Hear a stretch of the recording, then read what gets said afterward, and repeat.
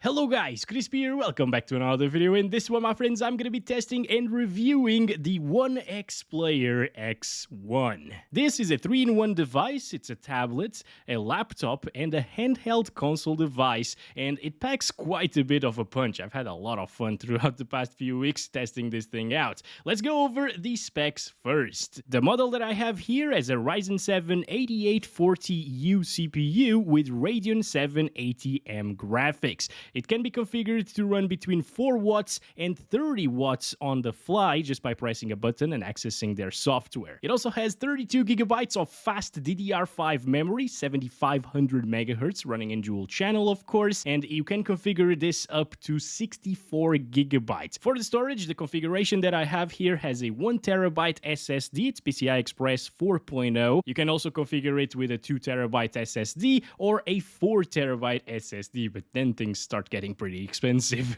Speaking of, this configuration comes in at $1,089 at the moment. That's a pretty steep price for a handheld, but you see where this is shining, right? The display is absolutely beautiful.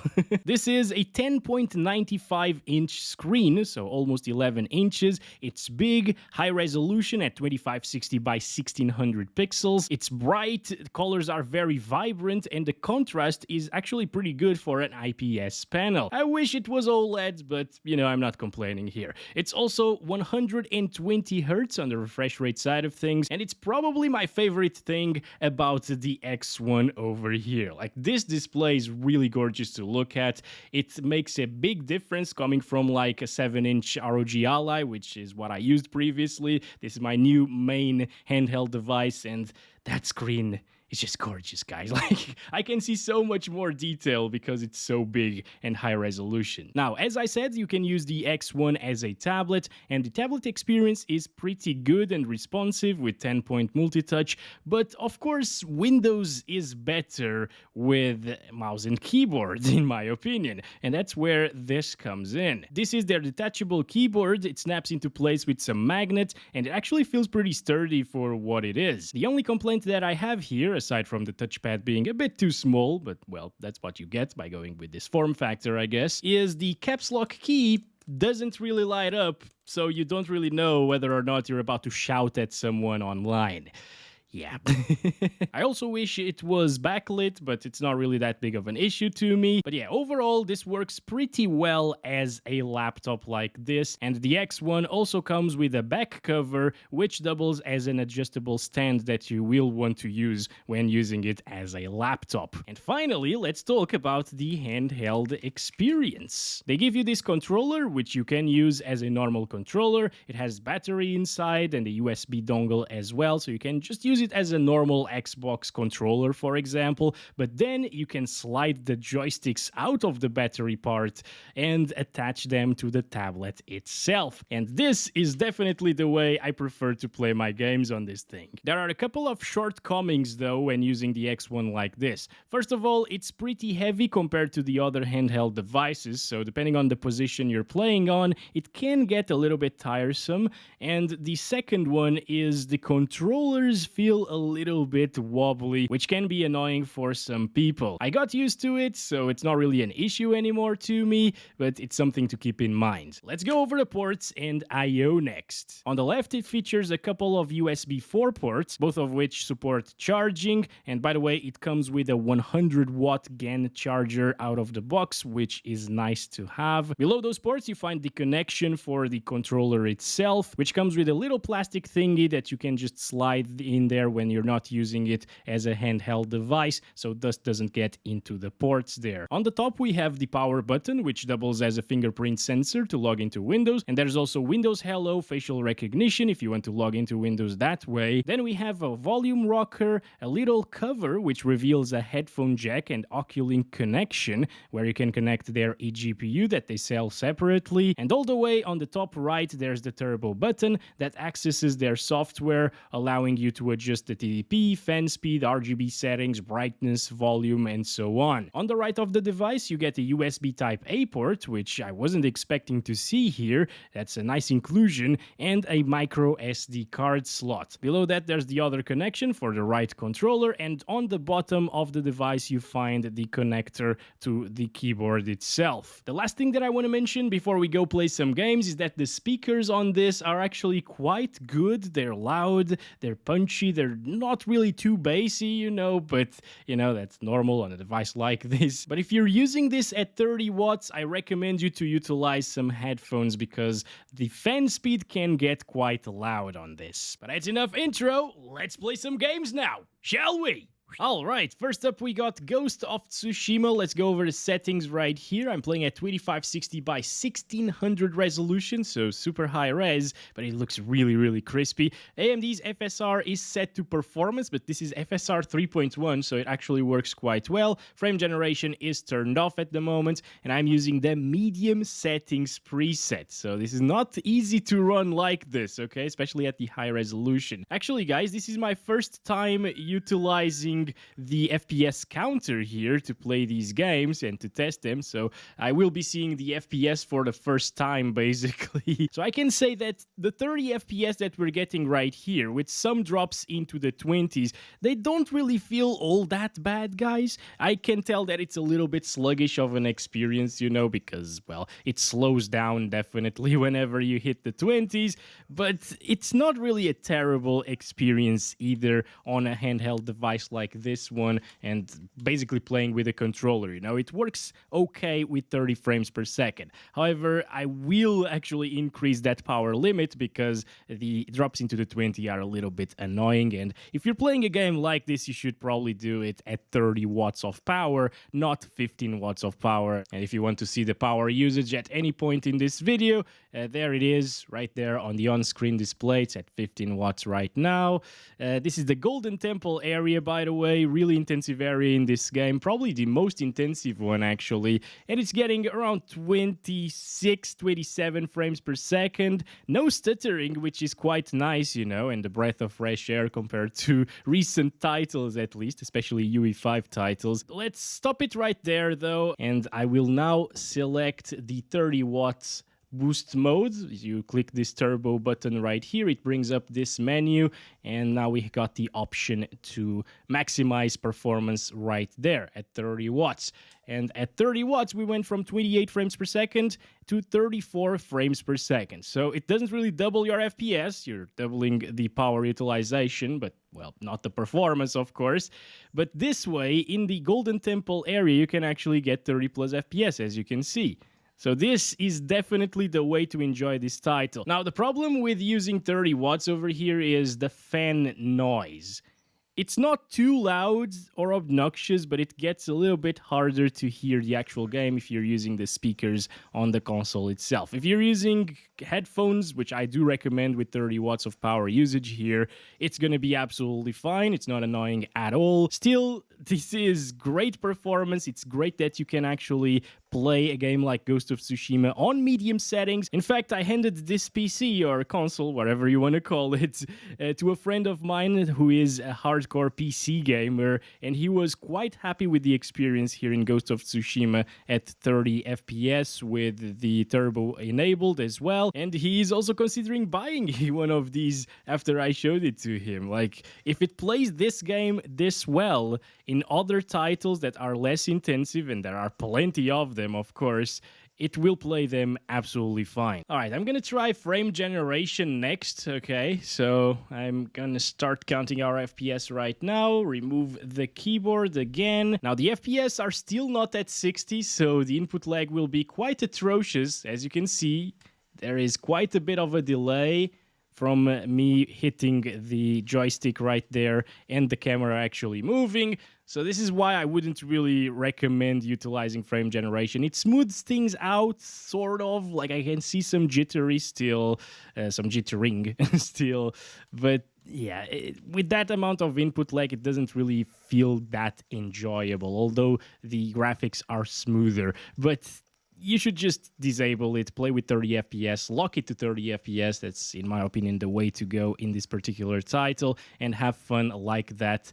And it works just fine. So no frame generation. Next up, we have GTA 5, and we're playing this one at the 2560 by 1600 resolution, again using 120 Hz, of course, and the very high textures as well as high settings everywhere else. We're back to 15 watts as well, by the way. All right, here we go. We're getting down into the 30s at times, which is a little bit lower than what I was expecting. Again, I tried this without any FPS counter, and it actually felt a little bit smoother than it actually is. So I'm kind of worried at the moment that it might actually drop from 30 FPS in Jack's Hill, and I couldn't really notice it previously while just playing the game and enjoying it. Like, what I'm learning with this the most is that in handheld devices, like 40 FPS feels really, really good, whereas with mouse and keyboard, it kind of doesn't, on a PC at least.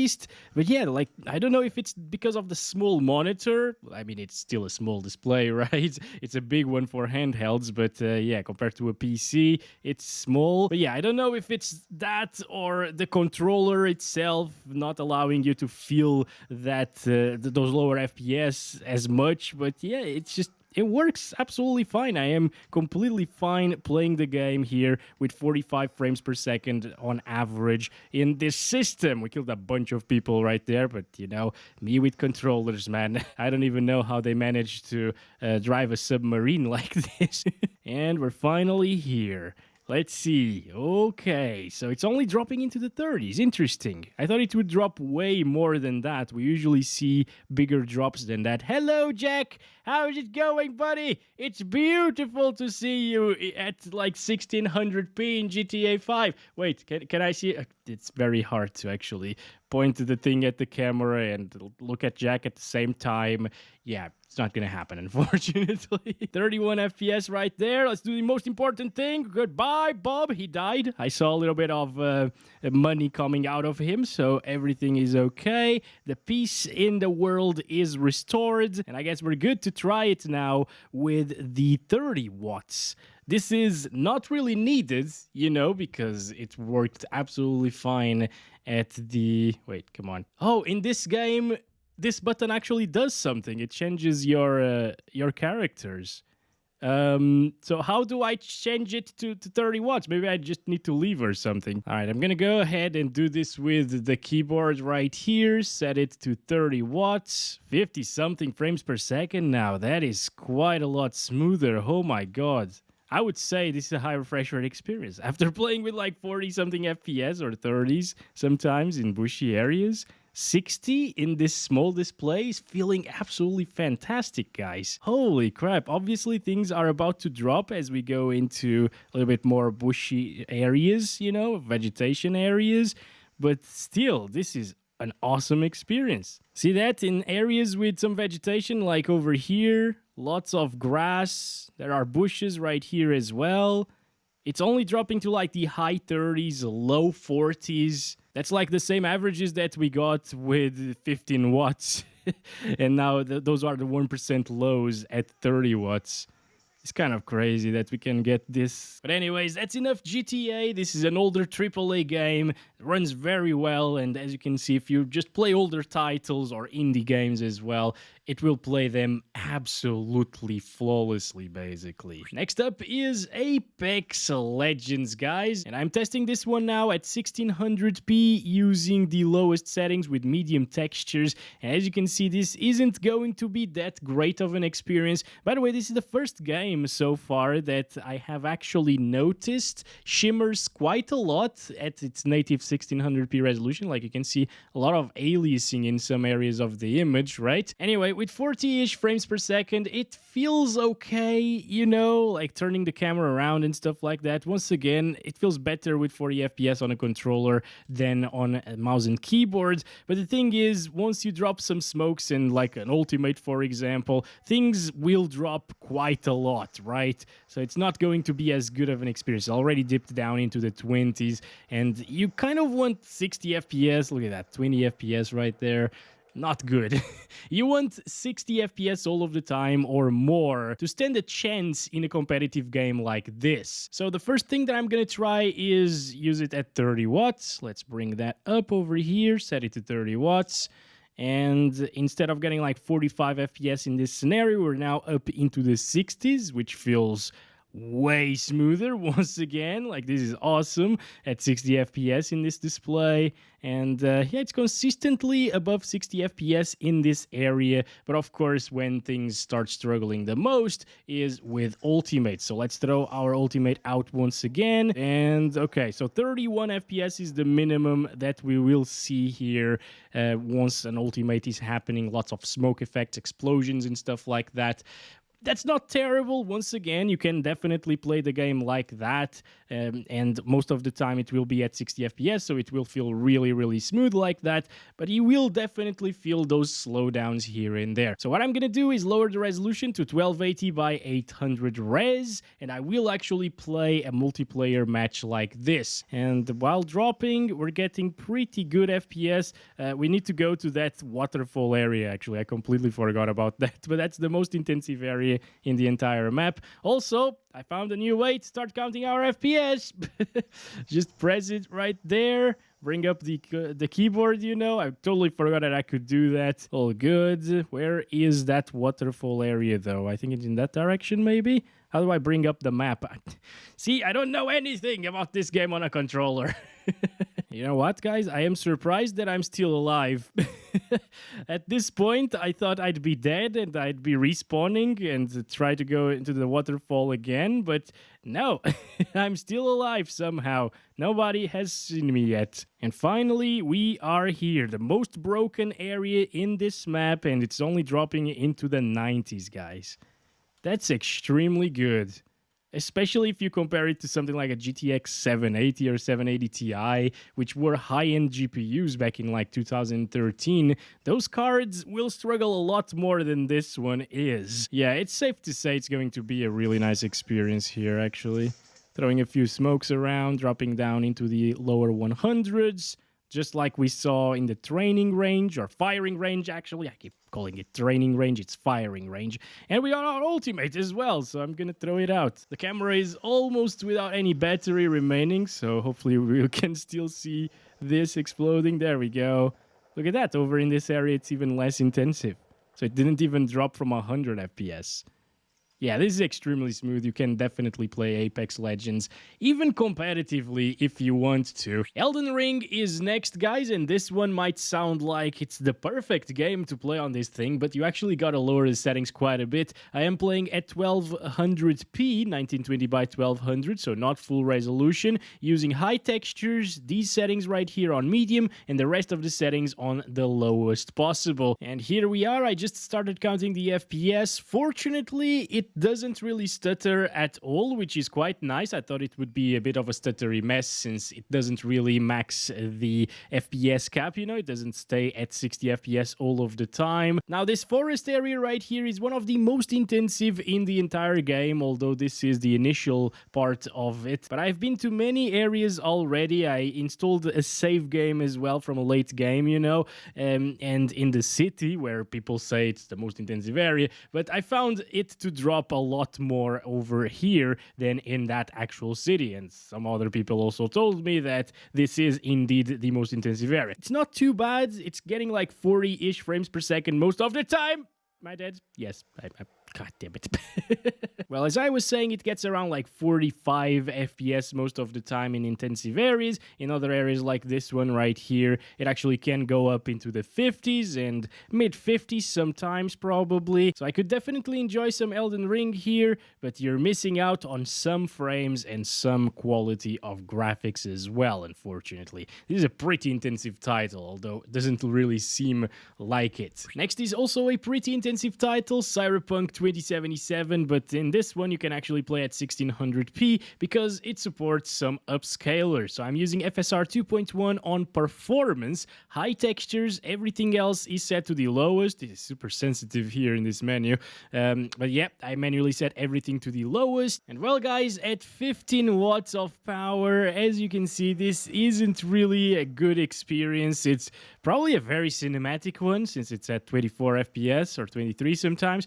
So it's certainly great for the movies if you're just watching some Cyberpunk gameplay, I guess.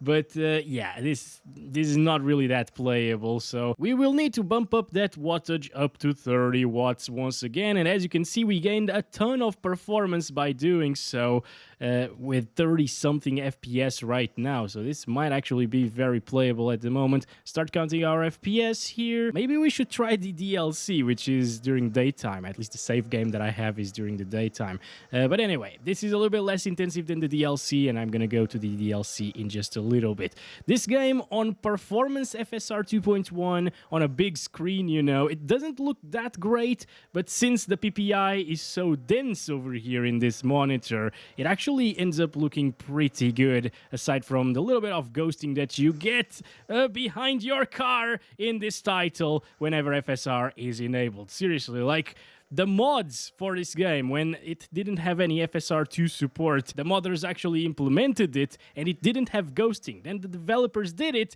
and they introduced ghosting into the image. But let's kill Bob, guys. That's the most important thing to do, obviously. Don't think that I forgot to do it just because I'm not showing my face here in this video. Goodbye, Bob! Okay, here we go. This is the DLC, guys. Gonna start counting our FPS. I'm so sorry. I was just starting the FPS counter. What the hell? Okay, ooh, as you can see, this gets way more intensive here. Yeah, if you're playing the DLC, the Phantom Liberty, you know, maybe try to lower your resolution, but GPU usage isn't even maxing out all of the time. I don't know. This is also really CPU intensive. So I'm gonna try to get it down to like 800p resolution. Oof, that's a big on-screen display right now. Okay. And let's see how many FPS we can get quickly here. All right, no, it actually does get way better here at 800p in the DLC, getting 50 FPS. So it is going to be playable like this, guys. But that's it for Cyberpunk. You're going to spend a lot more time in the base game anyways. There's Jack over there. Hello, buddy.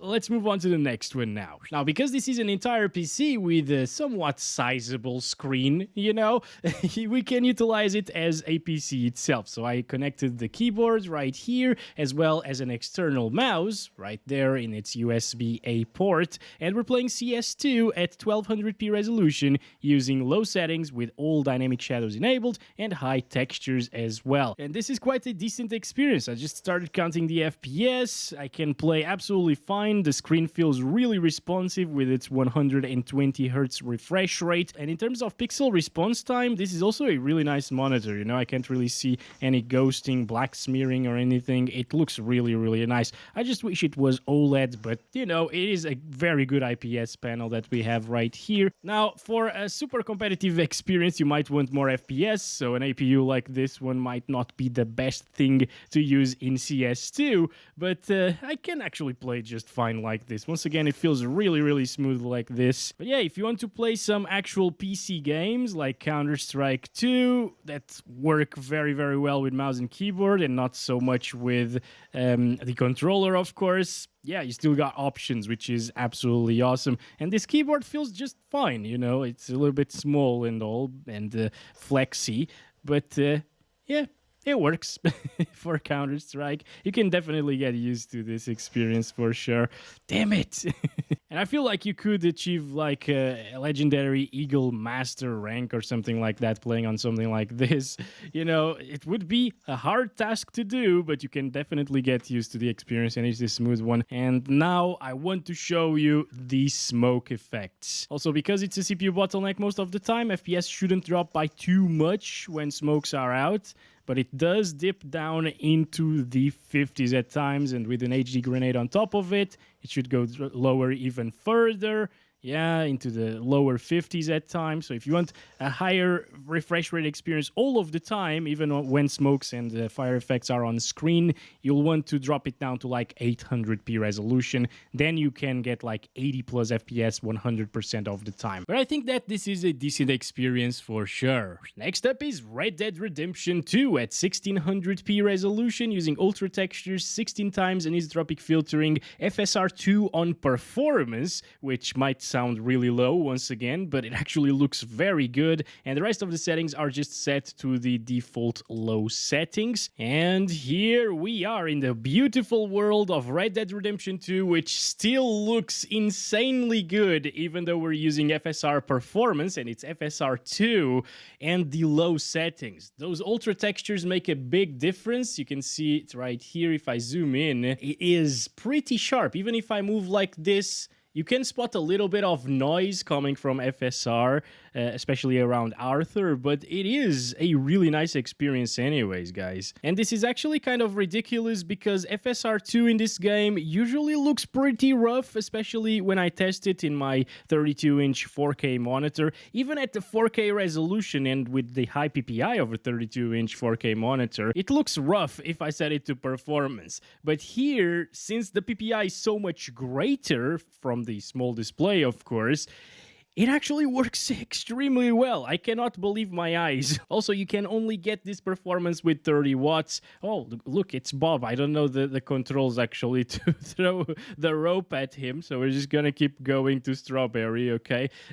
I'm sorry, guys. We've killed Bob already twice in this video, so it's fine. But yeah, if you lower it down to 15 watts, of course, it's not going to be a good experience here, unless you start lowering down the resolution considerably, like 800p resolution with the lowest settings, and then it starts looking shimmery, and actually this one looks really soft because of the TAA implementation, so I don't recommend it. I think this is definitely the way to play it. 30 watts is fine. Play with some headphones so you don't hear the fan noise, and as you can see, even in Strawberry, which is one of the most intensive places in the entire map because it has running water mostly through the town, it's not dropping too much from 40 frames per second, and this feels absolutely awesome with the controller. Once again, like, even I underestimated the power of a controller with 30 or 40 frames per second. Really smooth, my friends. You can definitely enjoy some Red Dead Redemption 2 on the Onexplayer X1. Holy crap, I don't know how to use my weapon actually. Wait, there we go, I remembered. There, Jax, please stop. I really don't want to hurt you, okay? Oh boy, they're just kissing me. Yes, we gotta... Look at beautiful kisses from Jack's friends, actually. It's not the real Jack, but okay, now he's hugging us. He loves us, my friends. Okay, that's what happened here. Now it's Call of Duty Warzone. We are at 1920 by 1200 resolution using the minimum settings preset with FSR3 set to performance. Well, I just started counting the FPS on the plane because, well, it's a little bit easier here. Let's drop down into the Old Town area as usual, and you can see it is actually a pretty smooth experience aside from the lag spikes that we're getting right now for some reason. Like, these servers are always pretty laggy, unfortunately. But let's go. We're on the ground. This is absolutely going to be terrible because me playing first-person shooters with a controller is never great. I don't even... Oh my god, look at the sensitivity, dude. All right, let's use the armor packs. There we go. Thank you. Now, with performance FSR at 1200p, once again, why am I being tracked? Once again, you can see that it doesn't look bad at all, even while things are moving here. It looks pretty sharp and detailed. Let's check it out down here. Actually, I'm gonna shoot at the water because that's one of the most intensive things that you can do in this game.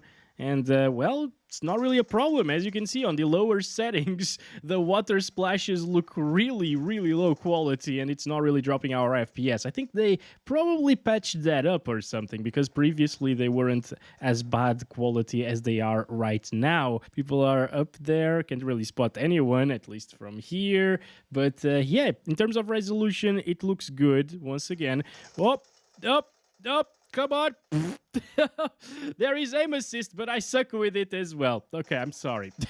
As I was saying, resolution-wise, in this small monitor, it looks really good. And FPS-wise, on average at least, it's actually really buttery smooth right now on this higher refresh rate panel as well. It feels great. It's just those little stutters here and there. They're a bit annoying, honestly, but I mean, playing on a controller, they're not as bad. It's quite a good experience, once again. Not quite PS5 level, of course. That has a much better GPU inside, but it's more than passable. It's really, really nice to play Warzone on this little system right here. Now, I don't think you should use this on 15 watts, but let's check it out just for fun, okay? As you can see, things dropped instantly into the 50s. It's not really that good of an experience anymore. Still very playable with a controller, especially, once again. But definitely keep it at 30 watts in these first-person shooter games. You need every frame that you can get, and whereas it was a flawless experience previously, it's now a little bit of a sluggisher one when it comes to the FPS, because it's often below 60. Now it's Forza Horizon 5. What is going on? Why are you pushing me around? What the hell? All right, so can you actually guess the resolution right now? Because it looks really, really crispy. It's kind of like it's running at the 1600p res. But no, we're playing it at 1200p because it makes it so the FPS are above 60. 2x MSAA, which is the default. I'm not using FSR or upscalers here. And the graphics are set to the high preset, which look considerably better than like the medium preset or low preset here. So let's go ahead, start counting our FPS. There we go. And yeah, aside from like a little bit of shimmering or aliasing in faraway objects that are very, very tiny, you know, like street posts and stuff like that, street signs, it works extremely well with this resolution. It's kind of like you're running native resolution, actually, in this particular title. There's not much of a difference there, and it's totally worth utilizing 1200p instead of the 1600p. God. No. All right, let's try that again. Okay, all good. Look back at the festival area right there, not dropping from 60 FPS. That's really nice. Yeah, I mean, if you want to play some Forza, this is an exceptionally good experience, and it looks really, really good in this particular display once again. Now, I've also tried, oh my god, okay, it's fine, it's fine. We still got our license plate somehow, GT710 for the win. Oh yes. But I've tried the FSR implementation here in this title. FSR performance gave us like 5 more FPS than native resolution, so I would definitely not use that. In Forza Horizon 5, it doesn't really make much of a difference in terms of FPS, but it lowers your image quality quite a bit, you know. Not that it's noticeable in a screen like this, but once again, why have it enabled if the gains are so marginal, right? And in the city, it doesn't seem to be dropping from 60 FPS still, which is nice, you know. Gets down into the low 60s at times, but here in the tunnel area, which is the most intensive area, it should be dropping, yep, 50s and lower 50s while getting out of the tunnel, which is the most intensive thing that you can do in this title, actually. Oh, and you know what? This is probably a game that will run pretty well with 15 watts, so I'm setting it to 15 watts right now. Okay, so I just fast traveled to the city here while we still have a little bit of sunlight left. Well, not really. Okay, it's dropping down into the 40s, but it's still providing a decent experience, smoothness-wise, right? There is no stuttering at all, and of course you can get a lot better battery life like this, as well as way lower thermals and noise coming out of this thing. So if you prefer to play with 15 watts and not get that super high performance, or at least the best performance that you can get out of this thing, it's still going to provide a very stable and very playable experience like this. Super nice, guys. Honestly, like, wow. What an amazing experience in Forza Horizon 5. And lastly, before we go to the conclusion and I show you some more games, I got Stutter Night at 1600p resolution, and I couldn't really set it to full screen in this one because it would be like in a fourth of the screen for some reason. It was really weird. But anyway, it works like this. The X12 is being utilized, and I'm using TAA 75% resolution scale because we need to lower it down a little bit to achieve 60 plus FPS, and the low settings with high textures. How do you run in this game? I'm so confused at the moment. Why doesn't it run? Come on. That's so weird. Okay, well, I guess I'm just gonna hop into a car and drive around for a little bit. Shouldn't it run like this? Like, what? This is so... Oh, boy. Oh, boy. Oh, boy. Oh, boy. Drive away. No, don't. Oh, boy. Oh. Well, that was absolutely terrible. Let's try again. There's a car down there. I think I can drive that one, so... That's gonna be good. Nobody's dropping here with those. It feels pretty smooth whenever it's not stuttering, you know, which is like half of the time. No, I'm kidding. It actually does get pretty smooth after you loaded in the shaders in the first game. And also, if you download the streaming assets in the launch options of the game, which I did for this video as well. Anyway, let's keep on going right here. No problems. This area is usually pretty intensive in terms of GPU utilization, you know, and it is only dropping into like what, the 80s, low 80s, high 70s maybe at worst. Okay, now it's dropping into the 60s, as you can see, but it shouldn't really drop from 60 frames per second unless there is something really big happening. But even then, it's probably not noticeable because of the controller itself, you know. Anyway, this is it for Fortnite. I'm not going to spend a lot longer here. You can see that it doesn't really drop too much, only into the mid-60s basically, even here with a lot of snow, which is intensive in this game for some reason. It doesn't really drop too much, 70s.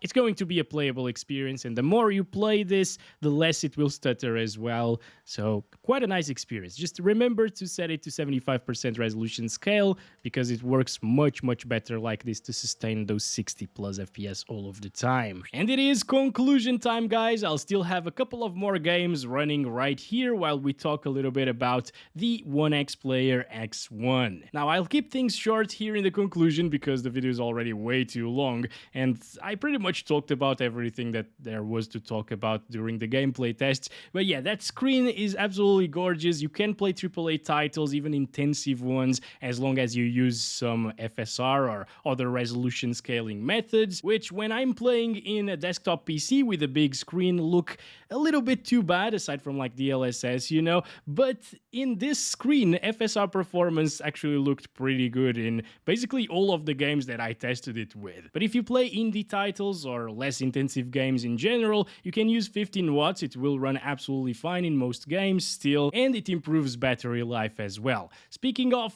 it will depend massively on what games you play, the TDP that you use for the APU, as well as whether or not you utilize like FPS caps and stuff like that, or VSync, for example. Yeah, it will depend massively on what you play and what you do with the system here, but at 30 watts you can expect like 2 hours of gameplay time, a little bit lower than that sometimes in some scenarios, but yeah, it's alright in this regard. It's a little bit better than like the ROG Ally. So yeah, that's been it, guys. Can I recommend the Onexplayer X1 for $1,089? Well, it's again a bit too steep of a price. I would like to see it come down a little bit, but in my opinion you get a better gaming experience, mostly because of that bigger screen than the other ones, but also because of the 32 gigabytes of RAM. That makes a huge difference compared to 16 gigabyte devices. You also get the 1 terabyte SSD, and remember, it's a laptop at the same time. Can I grab it? Thank you. As well as a tablet with pretty good speakers. You know what? If you think about it, it's actually not that bad of a price to pay for something like this. And that's been it. I hope you guys enjoyed this video. I'll catch you in the next one. And as always, love you all. Bye-bye.